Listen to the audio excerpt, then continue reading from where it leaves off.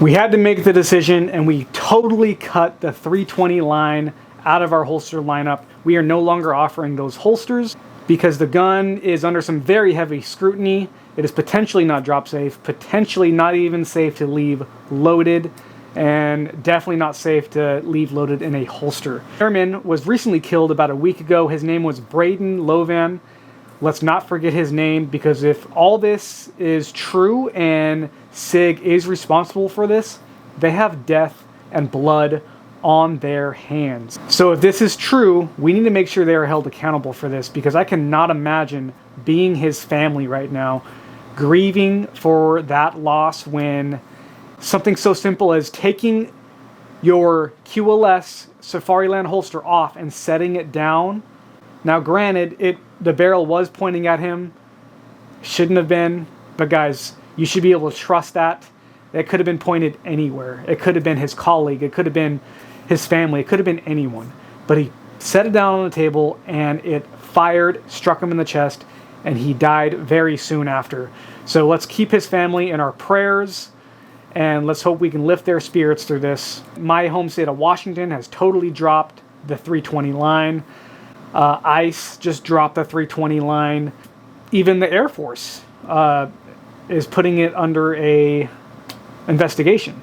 This is a really big deal. I don't know if this is going to bankrupt SIG, but I tell you what, I am not going to let this bankrupt me, because recently in this death of the airman of Mr. Braden Lovan, SIG Sauer has said that it is likely the Safariland duty holster's fault.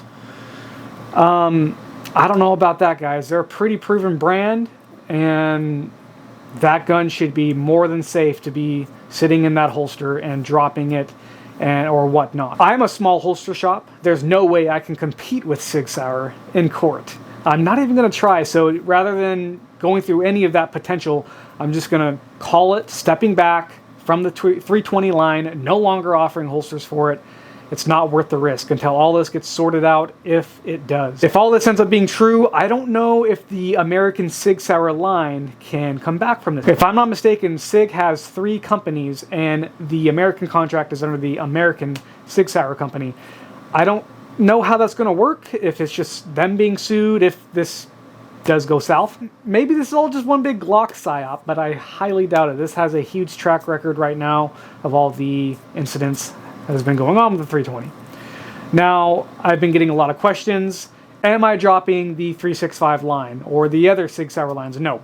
The macro, the 365s, that line is safe. All the other SIG lines are legendary. They're good to go. Now, this decision does not come lightly, because I had some contracts and some other deals in the works that are no longer available, potentially available, because of this, me dropping the 320 line.